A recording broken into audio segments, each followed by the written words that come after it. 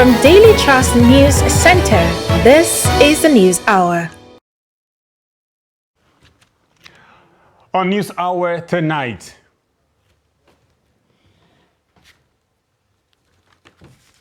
ASUU declares strike indefinite. Parents and students react. Senator Shekarau joins PDP, dumps NNPP after 6 months. Father of abducted FGC Yori school girl speaks, 6 military rescue operation. On the foreign, South African prosecutors arrest ex-Transnet officials in Zuma case. And on the news in detail. Former Governor of Kano State, Ibrahim Shekarau, has formally announced his defection from the New Nigeria People's Party, NNPP, to the People's Democratic Party, the PDP. This is coming barely 3 months after Shekarau defected to NNPP from the All Progressives Congress, APC. Shekarau made the declaration on Monday at his home in Kano. He was formally received into the PDP by the party's presidential candidate Atiku Abubakar and the party's national chairman, Senator Iyorchia Ayu, among other bigwigs. Shekarau also said he had written to the Independent National Electoral Commission, INEC, to announce his withdrawal from the senatorial race for Kano Central under the NNPP.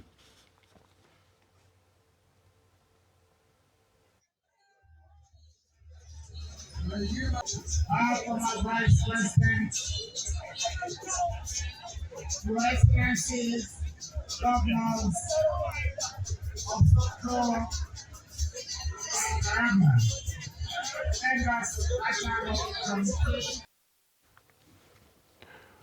Presidential candidate of the Social Democratic Party, SDP, Adewale Adebayo, has said the party will capitalize on the mistakes of the two biggest political parties, the All Progressives Congress and the People's Democratic Party, PDP. The Social Democratic Party is confident that it will emerge victorious in the 2023 elections because the much acclaimed structures of the bigger parties are not potent. Adebayo spoke after a walk from Ojota to Lagos Island in Lagos. He said the structures in place were set up to further corruption, vote buying, ballot stealing, and other vices. SDP chairman in Lagos, Dabira Oluwa Adeyinka, who spoke for him, pledged that the SDP will leave no stone unturned to deepen its structure to produce the next president in the general elections. Have no structure, because if they have structure, we won't be here. So we're going to learn from their own mistakes, which we have already learned from their mistakes, to rebuild and restructure the structure they claim they already have. There's no structure anywhere. Everything that is going on is about corruption, is about vote buying, is about ballot stealing. We have seen it happen in different states recently where elections were taking place. And then we're saying we want the people to be conscientized, see their parties that don't have structures. But here is the narrative for me, and it's a caveat to that. We're going to build, and we're learning from the already existing structures. These structures that is called structures are actually not structures, because if they are proper structures, it will fix the system. The party is supposed to also be in the known of everything that is going on in the nation as a ruling party. What we are doing different, we're kicking against vote buying. We are asking that Nigerians should please go and get their PVCs. That is one step. When you get your PVC, please don't sell your votes. If you sell your vote for 5,000 naira, just imagine, can 5,000 naira sustain you for another 8 years?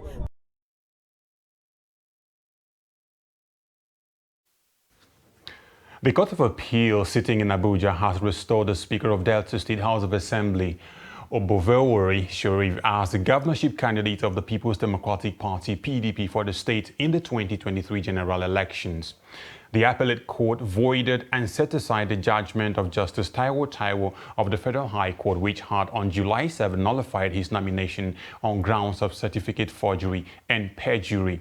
Justice Peter Ege, who delivered the judgment, held that claims against the Speaker are criminal in nature and must be proved beyond a reasonable doubt. He also said that Mr. David Edevobie, who instituted the federal high court suit, ought to have approached the court through a writ of summons to enable the resolution of disputes and not by originating summons where only affidavit evidence is required. Justice Ige therefore affirmed the victory of the Speaker in the May 25 primary election, where he polled 590 votes to defeat Edebie, who scored only 113 votes to come second. The Academic Staff Union of Universities, ASU, on Monday extended its 6-month-old strike indefinitely until the federal government meets its demand. A member of the union who pleaded anonymity confirmed the development following a National Executive Council NEC meeting of the striking teachers at the University of Abuja. He said the union extended industrial action after reviewing progress reports on ongoing negotiations with the federal government in the last 4 weeks when ASU rolled out over the strike. Last week, the Minister of Education, Adamo Adamu, said the federal government had addressed most of the union's demands, including the release of 50 billion naira for the payment of earned allowances for academic and non-academic staff of universities. And similarly, parents and students in Kaduna have reacted to the indefinite strike action announced by the Academic Staff Union of Universities, ASU, saying the extension will further jeopardize the education sector in the country. Some of the students say the idle situation they found themselves due to the strike has exposed many to social vices. The report. The Academic Staff Union of University has declared its over 6-month-old strike indefinite, an action that is likely to keep public universities in Nigeria closed for a long time. The decision to extend the strike by ASU did not all go well for some parents and the students in Kaduna. The federal government should have understood the consequences, behind non-compliance of the demand, of ASU. And vis-a-vis, ASU should equally understand the lingering economic situation the federal government is. It looks as if most of the government officials have their children not schooling in Nigeria. Most of them are schooling in Canada, Netherlands, America, United Kingdom and all that. So they may not feel it as other people are feeling. ASU strike, it has become unbecoming. Looking at our children staying at home, some of them have become something else. Like some of them are into, Yahoo stuff simply because they've stayed too long at home. Some students say the situation is worrisome as this strike may expose students to many vices. For many months now, we have been suffering from such strike, which led to many things. Seriously, it's very, very bad. It's affecting us a lot. Like, you stay at home doing nothing. This is what causes you, you start thinking negative things to the extent that some of us will go into runs, nothing to do, you don't go to school, you're always on your phone, you start chatting to the extent that that's also what caused this Yahoo. The parents say university education in Nigeria is on the verge of collapse unless something is done to end the lingering strike.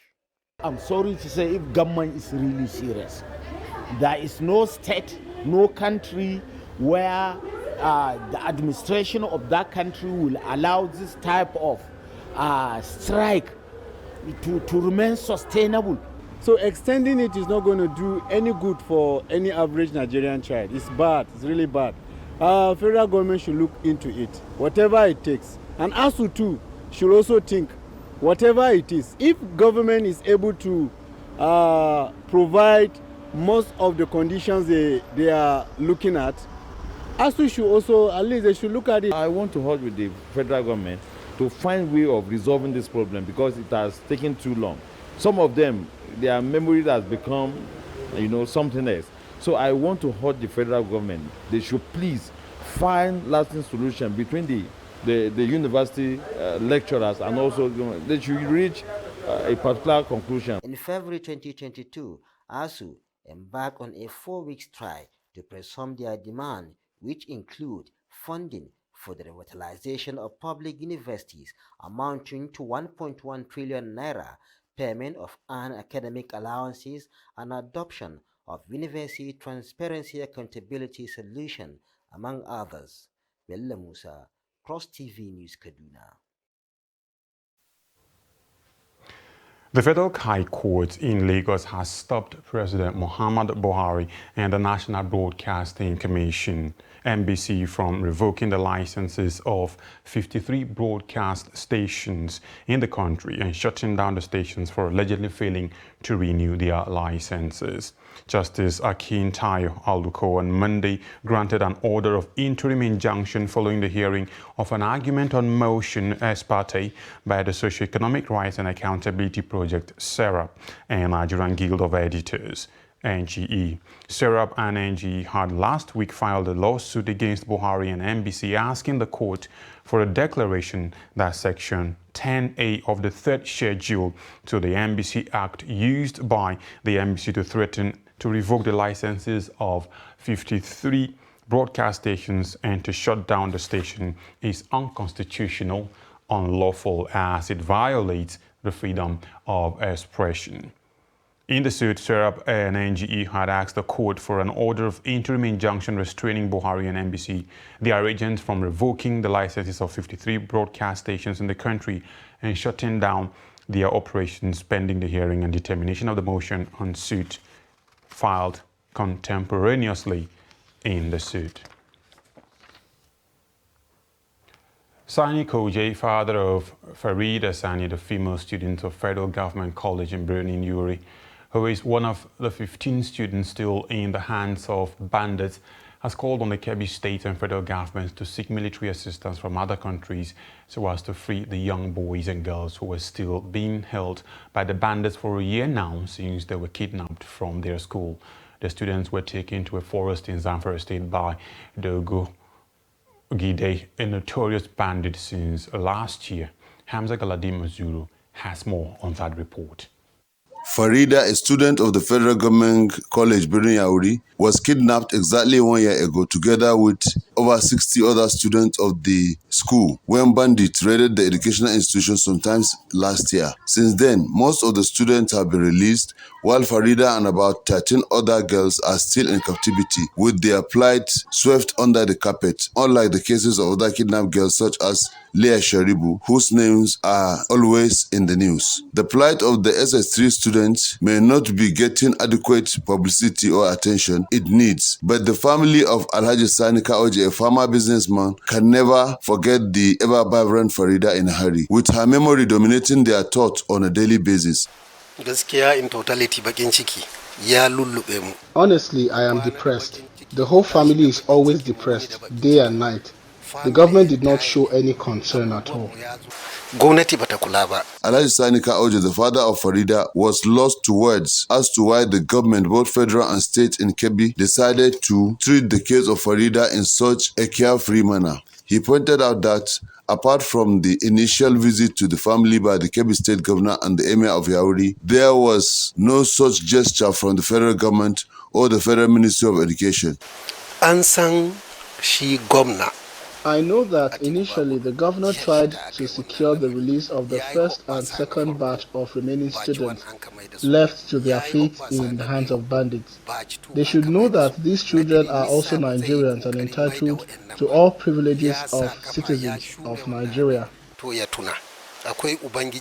He said the government should just accept defeat and seek for military assistance from elsewhere if the Nigerian security forces cannot do the job of protecting lives and property of the people of Nigeria. Alhaji Sani Kaoji further said there is nothing to be ashamed of, if only to save Nigerians from further torment and disgrace. Alhaji Sani Kaoji further explained that Farida is the 15th child out of the 19 children he has, and she was a very quiet, brilliant and devoted Muslim who was always striving to make her parents happy. Hamza Galadima Zuru reporting from Birnin Kebbi for Trust TV News.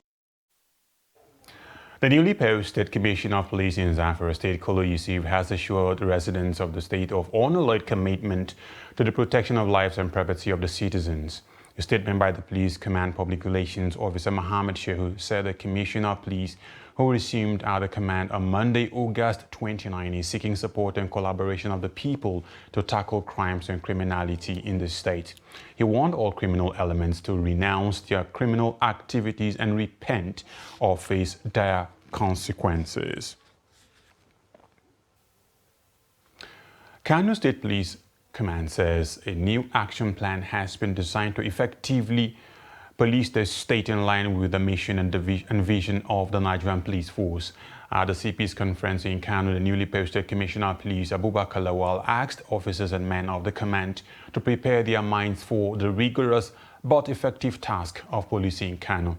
Trust TV correspondent Idris Jibrin reports that the CP also announced the replacement of Operation Puff Ada with Operation Restore Peace. The report. These are divisional police officers and other senior police officers across Kano Command of the Nigeria Police Force in a conference to launch Operation Restore Peace in Kano.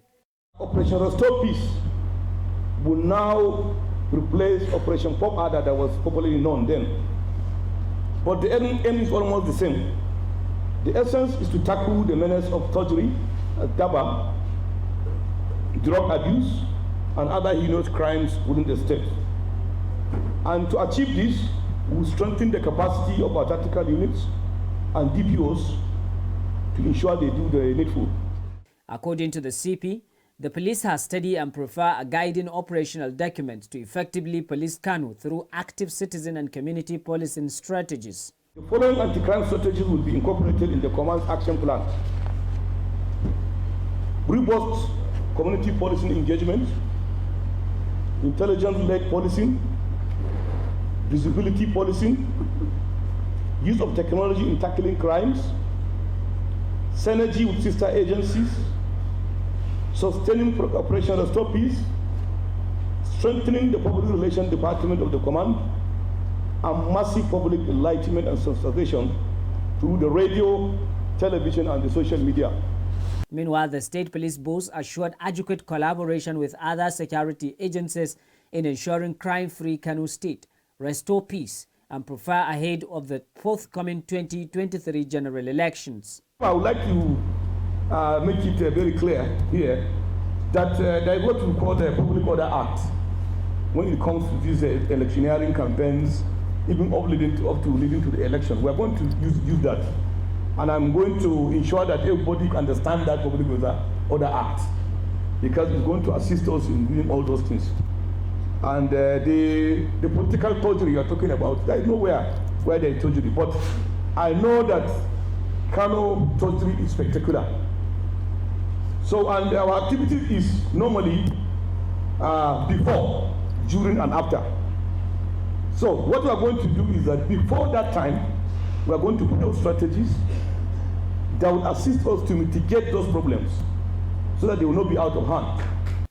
Although Kano State is believed to be the most peaceful state at the moment, but these officers are to ensure that no chance is given to any suspected criminal across the commercial city of Kano. Idris Jibrin, Trust TV News, Kano. And still staying with the Police Inspector General of Police, Usman Baba, on Monday said attacks on police officers on official duties will no longer be tolerated. He also ordered all police commands and formations to ensure immediate prosecution of anyone who assaults policemen regardless of their causative factors. The order was contained in a statement signed on Monday by Force Public Relations Officer Muyiwa Adejobi.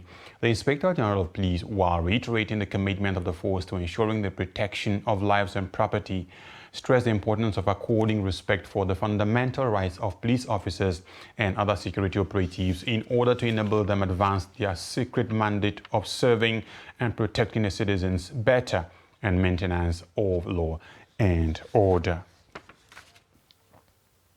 Absence of trial judge at Sokoto Magistrate Court has stalled the trial of Sanusi Umar, who while driving recklessly knocked down Fatima Suleiman, leading to amputation of her leg.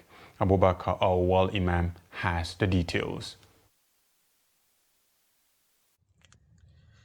The absence of the chief magistrate has stalled the further hearing on a case involving a 16-year-old student, Fatima Suleiman, who lost her leg to a reckless driving by a fellow student in Sokoto.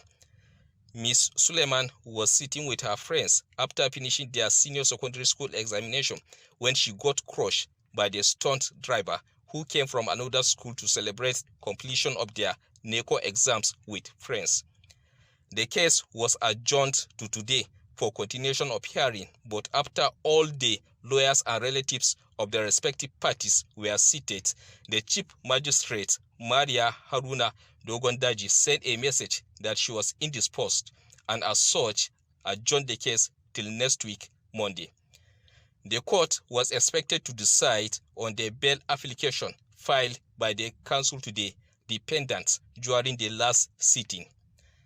However, the attempt by the official of the Sokoto Correctional Center to seize the phone of a journalist who was recording the arrival of the suspect caused commotion in the court premises. The officer said he was acting on the instruction of his bureau officer. When the journalist and other social media bloggers insisted on taking the photographs, the officer invited armed squad of Sokoto Correctional Center, who came in a van and started harassing people before whisking away the suspects. Counsel to the plaintiff, Barrister Mansour Aliyu, spoke on the developments. Well, it is very unfortunate. What in fact caused the problem was that, you see, journalists were there, relatives of the victims were also there. Journalists wanted to have a picture of the boy when he was entering the court, where the prison officials interjected and prevent journalists and other social media, possibly bloggers, they intended to have his pictures. So the court could not sit because the judge Alant was sick, and the matter was adjourned to next week, Monday. But the journalists and other bloggers insisted that they must have his pictures, so the court would not sit. But you see, what I learned, it was the prison official who was sent to court along with the defendant, invited the armed squad of prison officials. They came and, in fact, in one unfortunate style, as if they are making arrests or something. Police in Ogun State have urged mothers to watch out for female children who are too intimate with their fathers. The State Police Public Relations Officer Abimbola Oyeyemi disclosed this while parading a 49-year-old Amoda Bola, who was arrested for impregnating his 14-year-old biological daughter. The police spokesman also disclosed that the police also arrested 5 others who have slept with the victim at different times on the invitation of the father. Abbas Ibrahim Dalibi now reports.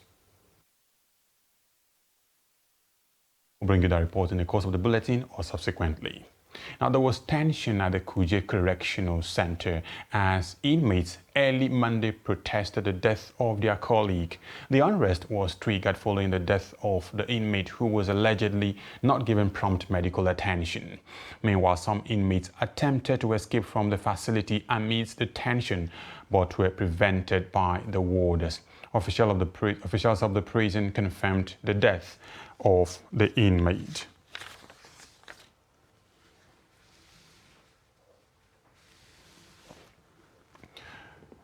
You're watching News Hour on Trust Television. Coming up after the break. How graduate trains youths and minors in local trade. Please stay with us.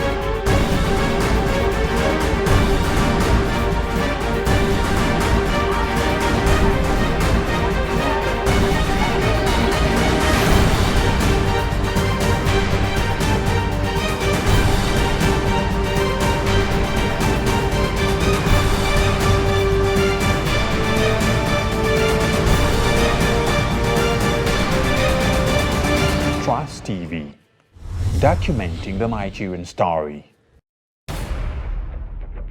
Every patriotic Nigerian should hear this. Any politician who means well for the people will never allow themselves or their supporters to engage in any violent, destructive activities. No politician who truly wants to serve the people and develop the nation will encourage his followers to destroy properties or take human lives before, during, or after the elections. The Nigerian public must watch out for these traits and isolate any politician who encourages supporters to engage in violence. No genuine politician or patriot will cause trouble and seek to destroy the very society which they aspire to lead or develop. Politicians who have the good of the people at heart will not allow themselves or their followers to engage in violence, destruction of properties, and then taking of lives. Be vigilant. By their words you shall know them. Shun violence. Stay away from politicians who want you to do so. Let's join hands to make the 2023 elections peaceful. This message is from the National Orientation Agency, NOAA.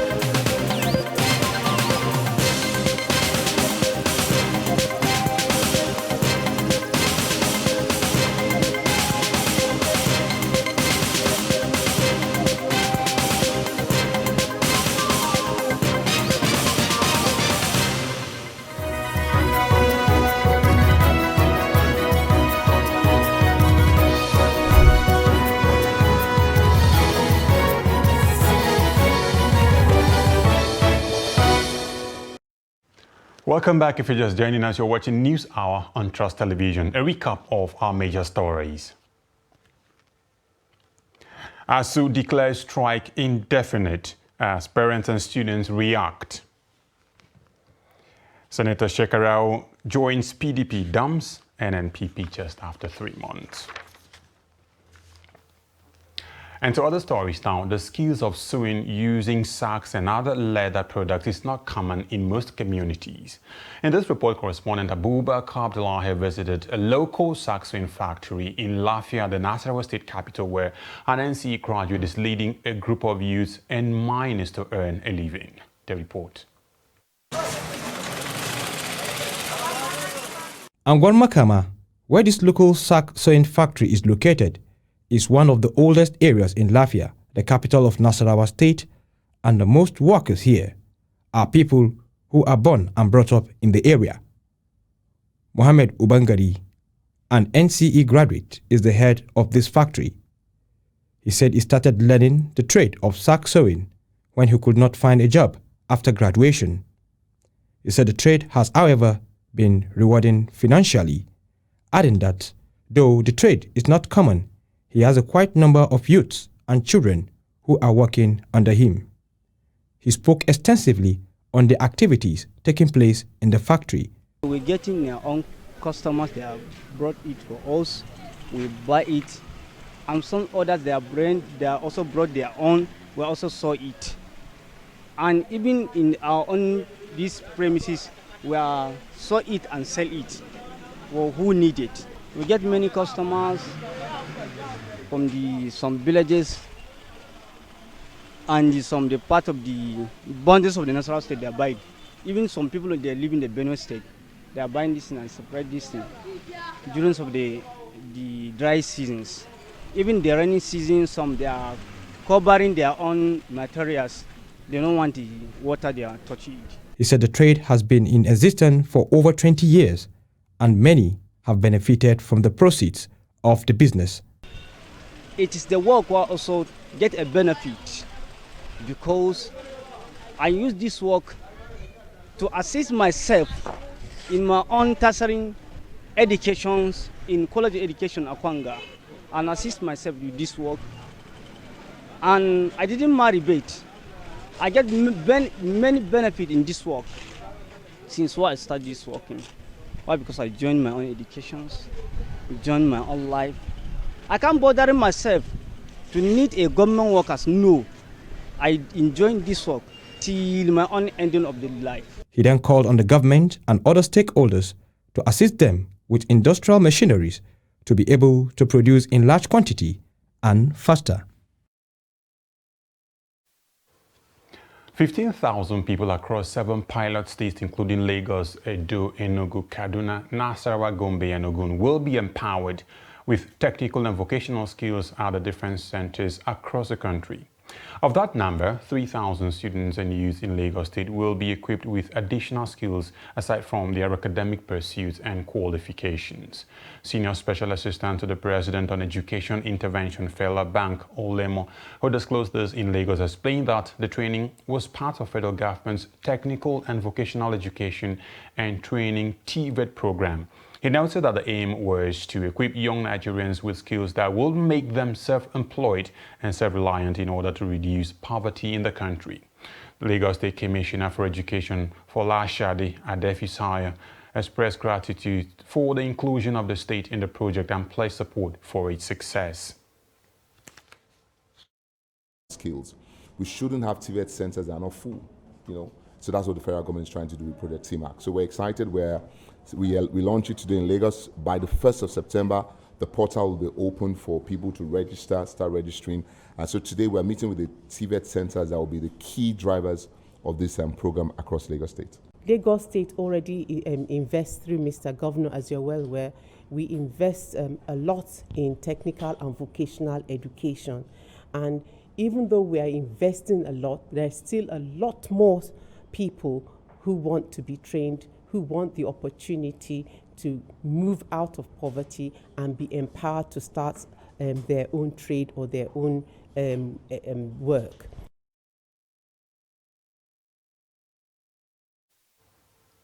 About 3 years after the peak of the COVID-19 pandemic, which came with a series of lockdowns and deployment of several measures by the Health Ministry to curb the spread of the infection and transmission of the virus among vulnerable populations in the country, vendors of non-pharmaceutical items are complaining of making little or no sales. Trust TV's Aisha Saleh, who takes a look at what has become of the COVID-19 merchandise, and now reports. Accessing public places during the peak of the COVID-19 required wearing of face and nose masks, use of hand sanitizers, regular hand washing, and strict adherence to physical distancing, especially at social gatherings. There was also an advisory encouraging all to take the required number of the vaccine jabs, among other measures as stipulated by the Nigeria Center for Disease Control. These and more became the new norm, all in a bid to curb the spread of the dreaded coronavirus, reduce number of hospitalization and fatalities. But this has changed as people now gradually go about their normal lives without needing some of the non-pharmaceutical items that once came in handy as lifesavers. Non-pharmaceutical products that were used against COVID-19, they are dropped drastically. In fact, far below 30%, because the government is no longer compulsory for the populace to use it again. So people use it whenever they want. So majorly it's people in the medical cycle, in the school or in the ministries. They come to get it whenever they want, but not as before. We are not stocking more like before. The ones we stock, we are just we make sure that those ones are being sold. With the relaxation of some of the COVID-19 protocols and the rise in the country's access and administration of vaccines, which, by the way, is yet to achieve the 70% herd immunity projection for the year 2022, as stated by the Federal Ministry of Health through the National Primary Healthcare Development Agency, these vendors wish it is business as usual as they count their losses.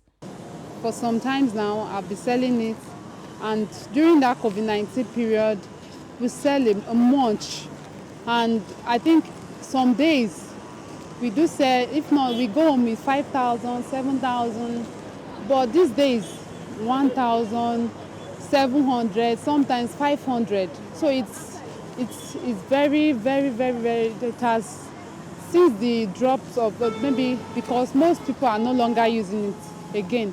Time now, somebody will tell you they are no longer using those masks, 15 naira. So you see, at the end of the day, nothing to show. Affecting my business very well, because I feed myself from here during the COVID-19 period.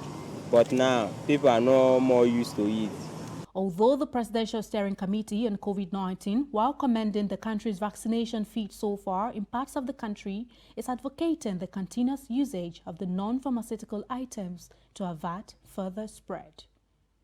Aisha Salihu, Trust TV News, Abuja. Road ethics or safety rules are guidelines put in place to protect road users, be them pedestrian, cyclist, or motorist. But how many users are aware of the conventions, and if there are, how many practice them? In this report, Chiamaka Nwafo takes a look at the road ethics for pedestrians in particular. The report. The road is a space consisting of many users who sometimes, if not most, will interface with each other. The motorist, who has to drive with the pedestrian and cyclist in mind, and vice versa. There are rules to help keep everyone safe and bring accidents to the barest minimum. To mention a few, use of pavement or suitable footpaths where provided.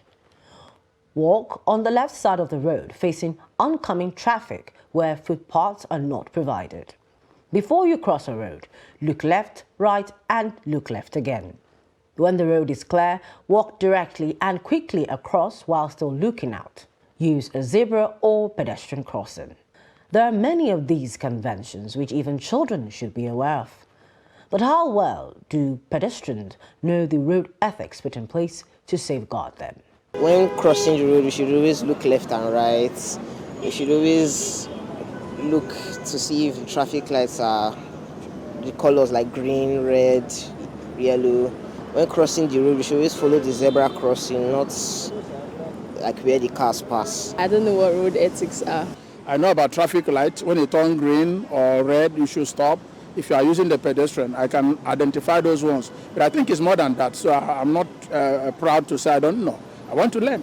I know that some pathways like this are made for pedestrians, and also if you are to cross the road, you need to cross where there's a zebra crossing. But maybe unfortunately, some of us don't know this. Even some drivers, when you get to the zebra crossing, doesn't even speed up. Is there a need to enforce these conventions, and what agency should do that? Certainly not the FRSC, if the SCT sector commander is to go by. He says though the Corps is saddled with the safety of all road users, its core mandate is to the motorist. Road safety is a collective responsibility. Now, if you look at the Act establishing the road safety, the Act gives power to the Road Safety Corps in the area of vehicular movement. The road safety as an organization does not have the power to arrest individuals. Nevertheless, the education of pedestrians on road ethics is a work in progress. A sensitization of Nigerians on road ethics is a work going on, and we still have so much to do, but so much is being done to ensure that people get to know what they are supposed to do while they're on the road. A lot has been said about road safety without any clear-cut agenda holding pedestrians responsible about protecting themselves on the road. Sadly, there are too many agencies on the road duplicating functions on the same space, and most of the time, not even doing the job right. Chiamaka Nwafo, Trust TV News, Abuja. Residents of the Federal Capital Territory have called on FCT administration to properly regulate the activities of dispatch riders within the FCT. The call came following growing reports of excesses of the riders who many believe lack proper training on the use of roads and therefore cause traffic violations. The report. Driving through the streets of Abuja, Nigeria's capital city, on any working day, one is likely to come across dispatch riders on their way to deliver parcels and messages from one end of the city to another. In most cases, these riders are seen going against traffic rules, which in some cases have led to serious accidents on the roads.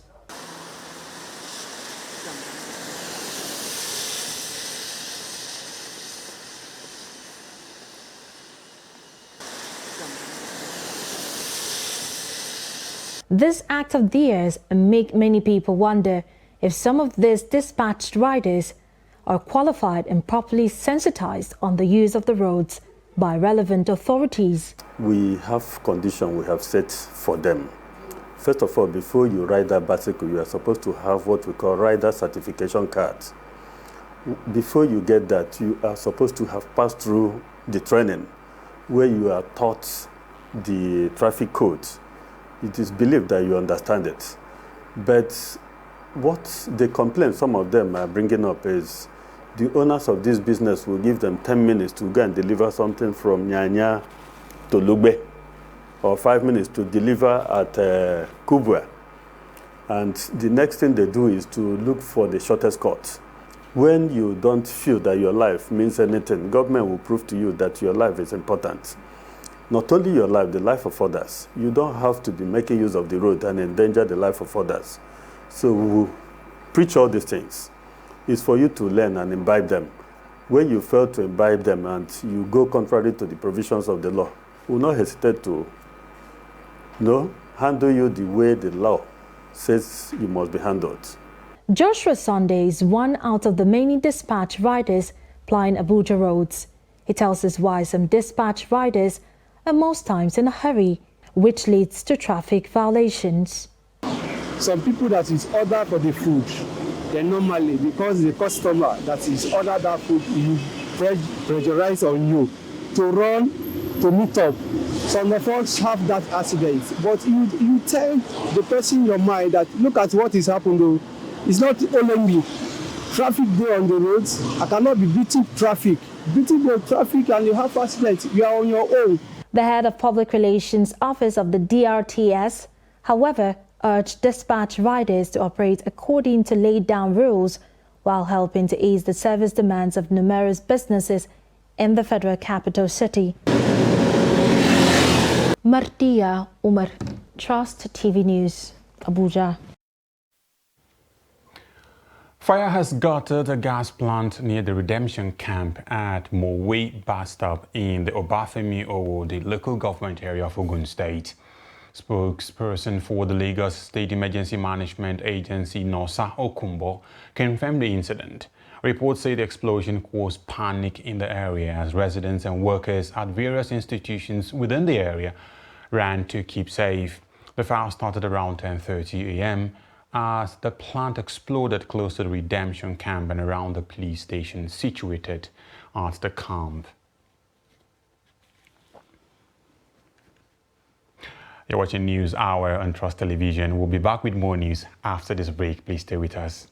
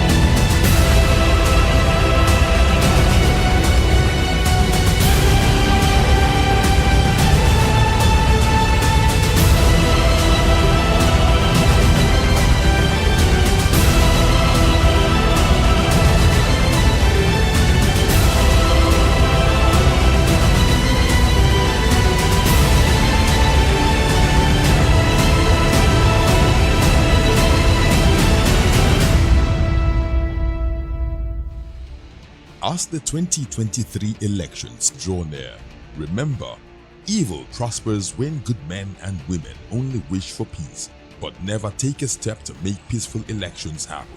Are you a father? Are you a mother? What are you saying to your children as elections approach? Have you warned them not to let themselves be used to cause violence? Have you explained to them what the consequences of electoral violence might be? Do your part to make peaceful elections happen. Talk to your children. Protect them from unscrupulous politicians who want to put them in harm's way, while their own children are comfortable at home, within and outside the country. Let's join hands to make 2023 elections peaceful. This message is from the National Orientation Agency, NOAA.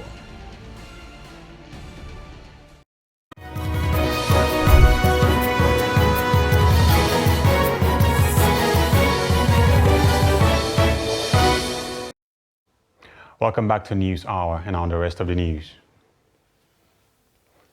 The Speaker of the House of Representatives, Femi Gbajabiamila, has presented the agenda of the Conference of Speakers and Heads of African Parliaments, COSAP, the 65th Commonwealth Parliamentary Conference, CPC, which just ended in Canada. In a statement, the Special Advisor on Media and Publicity to the Speaker, Lanre Lasisi, said the Speaker of the House of Representatives met with African speakers during the CPC, outlined the focus of the legislative platform, which is geared towards tackling the myriad of challenges faced by the African continent. The Speaker, who led the Nigerian delegation to the 65th CPC holding in Halifax, also said that the experience learned by the Nigerian team at the meeting will add value to Nigeria's democracy. The Speaker of the Parliament of Ghana, Alban Bagbin, was elected as the new president of the CPA.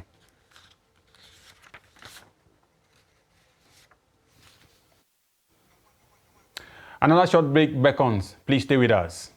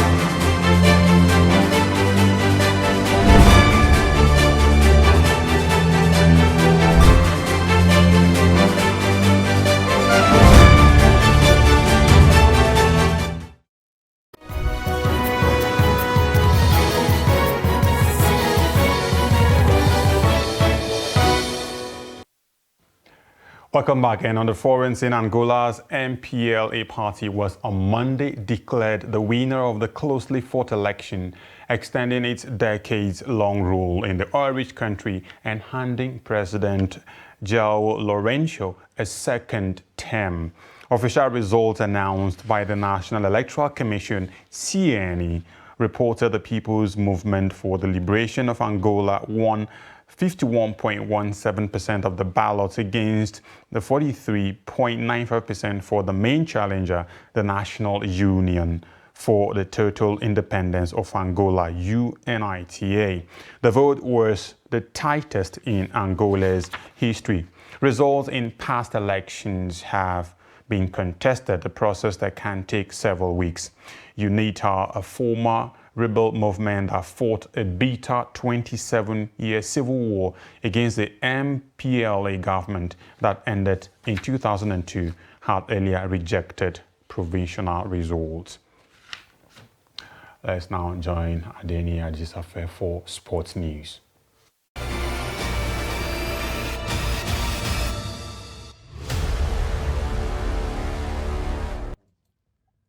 The chances of Nigeria's men's national basketball team D Tigers to qualify for FIBA World Cup became slimmer after defeat to Angola on Sunday in Group E FIBA World Cup qualifier. D Tigers lost 67-70 to remain in fourth position with 10 points, same point with third place team Cape Verde. Côte d'Ivoire lead Group E with 12 points, same point with Angola after beating Nigeria. Cape Verde occupied third place and Nigeria fourth with 10 points each. Coach for Udon's men had bounced back from their defeat to Côte d'Ivoire to record their third win against Guinea, 89-70, in an improved performance from D Tigers at the City Arena in Abidjan. The two top teams in each group, along with the best third-place team, will qualify for the FIBA Basketball World Cup 2023 from August 25 to September 10 in Japan, Indonesia, and the Philippines. And in football, Nigeria representative in WAFU B Women Champions League qualifiers Bayelsa Queens lived up to expectations, defeating USFA of Burkina Faso in the final group match. The Nigerian champions began their campaign in the tournament with a 5-0 thumping of Atleta Ladies of Togo and drew goalless with their arch-rival Ampem Dakwa Ladies of Ghana to be top on the log. Floris Sebastian opened scoring in the 5th minute against USFA before Lala Traore leveled the scoreline for the Burkina Babes in the 15th minute. Etim Edidion made it 2-1 for Bayelsa Queens in the 38th minutes and 6 control of the match going into halftime. USFA fought hard to come back in the second half, but Nigeria's defense line proved too strong for them. Mary Adiremi sealed the game for Nigeria with the third goal in extra time to ensure Bayelsa Queens secure maximum points. Bayelsa Queens topped the group with 7 points ahead of Ampem Dakwa with same point but on goal difference. That's Sport News. I am Adeni Ajisafe.